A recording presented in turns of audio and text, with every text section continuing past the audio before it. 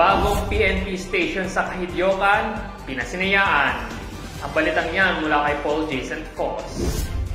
Pinasinayaan kamakailan ang bagong police station ng Kahidyokan Municipal Police sa Sibuyan Island, Romblon. Pinangunahan ni Police Brigadier General Joel Doria, Regional Director ng PRO Mimaropa, ang pagpapasinaya at turnover ceremony sa Type BC Standard Philippine National Police Building.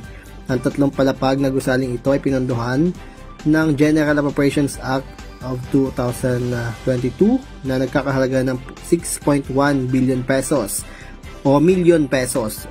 Dumalo rin sa pagpapasinaya si Congressman Leandro Madrona na sinabing may parehong gusali ring itatayo sa bayan ng Magdiwang at inaasama natapos rin sa mga susunod na buwan. Pinuri rin ni Madrona ang mga kapulisan sa Romblon dahil sa kabila ng mga negatibong balita sa mga pulis sa ibang probinsya ay nanatiling tapat sa sinumpaang serbisyo ang mga kapulisan sa lalawigan. Hindi umano magsasawa ang lokal na pamahalaan sa Romblon na tulungan ang mga kapulisan para sa tahimik na probinsya. Mula Romblon, Paul Jason Foss nag-uulat para sa PIA Mimaropa News on the Go.